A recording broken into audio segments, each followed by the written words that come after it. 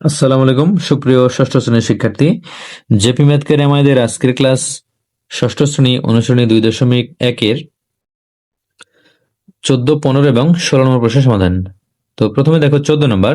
এখানে দেওয়া আছে যে দুই বন্ধুর বাড়ি হতে স্কুল আসা যাওয়ার সময়ের অনুপাত 2:3। প্রথম বন্ধুর বাড়ি হতে স্কুলের দূরত্ব 5 কিলোমিটার হলে দ্বিতীয় বন্ধুর বাড়ি হতে স্কুলের দূরত্ব কত? তাহলে আমরা এখানে লিখবো, দেখো 14 নম্বর। মনে করি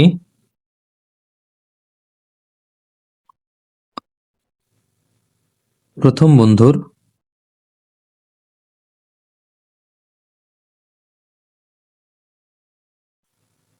এটা কিন্তু সময়ের অনুপাত আছে, আমরা এটাকে দূরত্ব হিসেবে লিখবো, যেহেতু সময় উল্লেখ নাই আমরা এটাকে সময়ের ব্যয়, অর্থাৎ প্রত্যেক কিলো রাস্তা কিন্তু একই সময় ব্যয় হবে। এজন্য আমরা আমরা একই সময় ব্যয় ধরে আমরা এটাকে দূরত্ব হিসেবে নেব। তাহলে প্রথম বন্ধুর বাড়ির দূরত্ব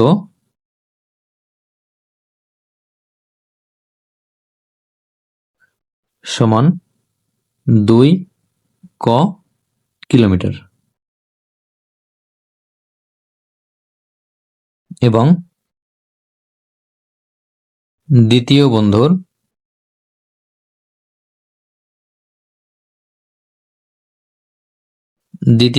বাড়ির দূরত্ব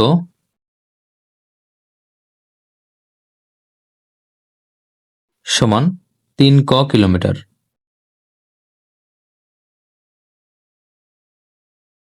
তাহলে আমরা এখন লিখবো যে দেখো প্রথম বন্ধুর বাড়িতে স্কুলের দূরত্ব দেওয়া আছে 5 কিলোমিটার, তাহলে প্রথম বন্ধু আমরা ধরেছি 2 ক, আমরা এটাকে সমান লিখবো 5। তাহলে প্রশ্ন মতে প্রথম বন্ধুর বাড়ির দূরত্ব চলকে যেটা আর যেটা দেওয়া আছে আমরা এটা সমান লিখবো। তাহলে 2 ক সমান 5, তাহলে বা ক সমান 5/2। তাহলে আমরা এটাকে এভাবে রাখবো। এখন আমরা বের করবো যে দ্বিতীয় বন্ধুর বাড়ির দূরত্ব। তাহলে আমরা লিখবো যে সুতরাং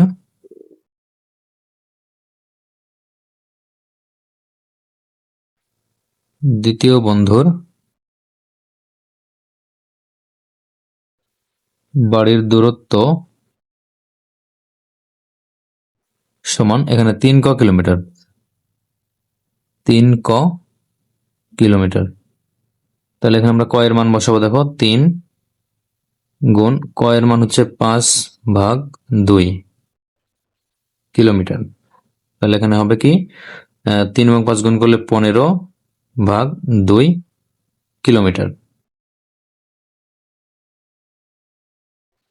তাহলে 15/2 যদি হয় তাহলে এখানে আমরা যদি ভাগ করি, দেখো আমরা এখানে রাফ করছি 15/2, অর্থাৎ 2 দ্বারা 15 ভাগ, 2 দ্বারা 15 ভাগ করলে এখানে আমরা এখানে 2 15-এর মধ্যে এখানে 7 বার যাবে, অর্থাৎ 7 দুগুণে 14 হবে। তাহলে এখানে 7 বার দিলে 14, তাহলে অবশ্যই থাকবে কি 1। তাহলে আমরা এই সংখ্যাটা কিভাবে লিখবো, 7/1/2। তাহলে এখানে আমরা এই 15/2 এর পরিবর্তে লিখবো যে 7/1/2 কিলোমিটার। তাহলে এটা হবে 14 নম্বর প্রশ্নের অ্যান্সার, অর্থাৎ স্কুল থেকে দ্বিতীয় বন্ধুর বাড়ির দূরত্ব 7/1/2 কিলোমিটার। এখন 15 নম্বর। তো দেখো 15 নম্বর বলা আছে পায়েসে দুধ ও চিনির অনুপাত 7:2। ওই পায়েসে চিনির পরিমাণ 4 কেজি হলে দুধের পরিমাণ কত? তাহলে আমরা এখান থেকে কি করব, এখান থেকে আমরা পায়েস এবং দুধের অনুপাত থেকে আমরা চলক ধরব। তাহলে 15 নম্বর, মনে করি প্রথমে রয়েছে দুধের অনুপাত 7, তাহলে দুধের পরিমাণ সমান 7 ক, এখানে কেজিতে রয়েছে, দেখো কেজি, এবং চিনির অনুপাত বা চিনির পরিমাণ সমান, এখানে আছে 2, তাহলে 2 ক কেজি। তাহলে এখানে দেখো হচ্ছে চিনির পরিমাণ শুধু হচ্ছে 4 কেজি, চিনির পরিমাণ 4 কেজি দেওয়া, আমরা চিনি ধরেছি কি 2 ক কেজি। তাহলে আমরা এখান থেকে লিখবো প্রশ্ন মতে চিনির পরিমাণ 2 ক চলকের মাধ্যমে, আর এখানে দেওয়া আছে চিনির পরিমাণ 4 কেজি, তাহলে এখানে আমরা লিখব 4। তাহলে বা এখানে ক সমান 4/2, 2 এখানে গুণ ছিল, ডান পাশে ভাগ, তাহলে কাটলে এখানে 2 থাকবে, বা ক সমান হবে 2। এখন আমাদের বের করতে হবে কি দুধের পরিমাণ কত, এইটা আমাদের বের করতে হবে। আমরা দুধের পরিমাণ কি ধরেছি, দুধের পরিমাণ 7 ক কেজি ধরেছি। যেহেতু আমরা ক এর মান পেয়েছি, আমরা এখানে এই জন্য লিখবো যে সুতরাং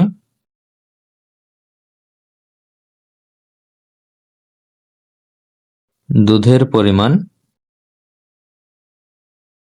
সমান 7 ক কেজি। এখান থেকে আমরা ক এর মান বসাবো, তাহলে 7 গুণ ক এর মান 2 কেজি, তাহলে সমান এখানে হবে 14 কেজি। তাহলে 14 কেজি হবে অ্যান্সার।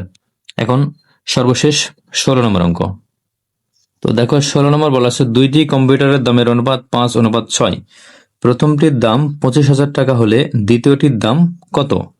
মূল্যবৃদ্ধির ফলে যদি প্রথমটির দাম 5,000 টাকা বেড়ে যায়, তবে তখন তাদের দামের অনুপাতটি কি ধরনের অনুপাত হবে, এটা আমাদের বের করতে হবে। তাহলে 16 নম্বর, আমরা প্রথম অংশের এখানে এই প্রথম অংশ পর্যন্ত আমরা সমাধান করে নিব।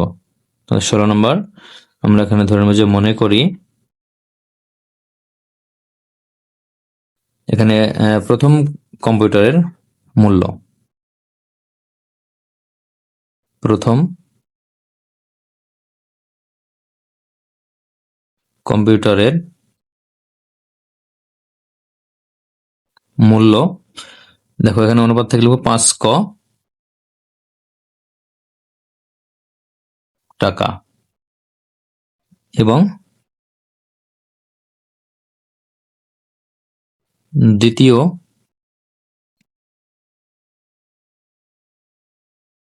কম্পিউটারের মূল্য সমান 6 ক টাকা।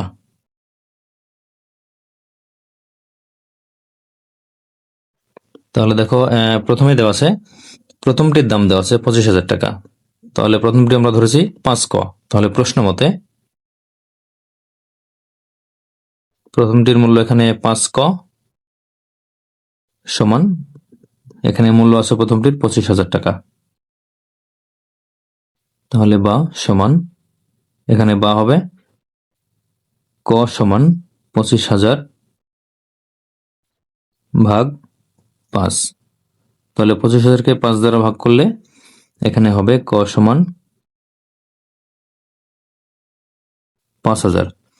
তো এখন আমরা যদি বের করি দ্বিতীয়টির মূল্য কত, দেখো দ্বিতীয়টির দাম কত, তাহলে এখানে আমরা এজন্য লিখবো যে দ্বিতীয়টির মূল্য বা দাম, সুতরাং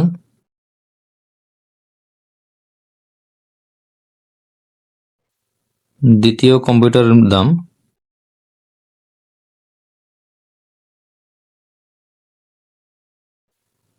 বা মূল্য সমান, দ্বিতীয়টি হচ্ছে আমরা 6 ক, তাহলে 6 ক টাকা, তাহলে এখানে ক এর মান বসালে 6 গুণ 5,000 টাকা সমান এখানে হবে 30,000 টাকা। এটা একটা উত্তর। তখন আমরা দ্বিতীয় অংশ নিয়ে কাজ করব। তো দেখো দ্বিতীয়টিতে বলা আছে যে, দ্বিতীয় অংশে বলা আছে মূল্যবৃদ্ধির ফলে যদি প্রথমটির দাম 5,000 টাকা বেড়ে যায়, অর্থাৎ প্রথমটির দাম বেড়ে গেছে, তখন তাদের দামের অনুপাতটি কি ধরনের অনুপাত হবে? তাহলে প্রথমটির দাম পূর্বে ছিল 25,000 টাকা, এখন 5,000 টাকা বেড়ে গেছে, শুধু প্রথমটির দাম বেড়েছে, দ্বিতীয়টির নয়। এজন্য আমরা লিখব যে, এখন আমরা লিখবো এখান থেকে যে প্রথমটির দাম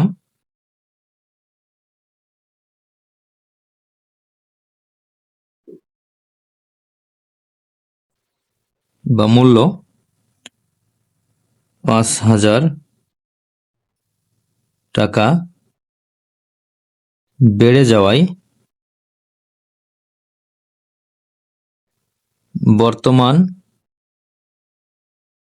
দাম সমান, দেখো পূর্বে ছিল 25,000 টাকা আর বেড়েছে 5,000 টাকা, তাহলে সমান এখানে হবে 30,000 টাকা। তাহলে এটা কিন্তু 30,000 টাকা হলো। আর আমরা কিন্তু দ্বিতীয় কম্পিউটারের দাম বা মূল্য পেয়েছি এখানে 30,000 টাকা। তাহলে এখন আমরা এই দুটি সংখ্যা বা দুটি দামের অনুপাত যদি আমরা করি, তাহলে আমরা এখন এখানে লিখবো যে সুতরাং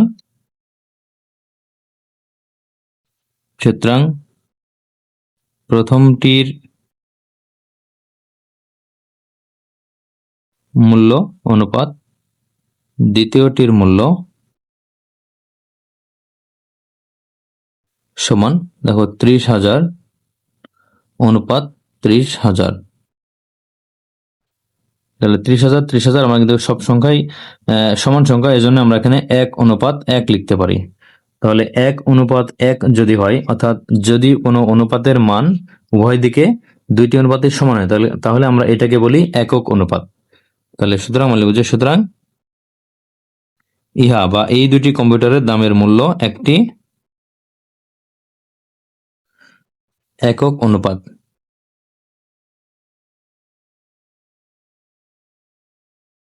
তাহলে এইটা একটি অ্যান্সার। তো আজ এ পর্যন্তই, ধন্যবাদ সবাইকে।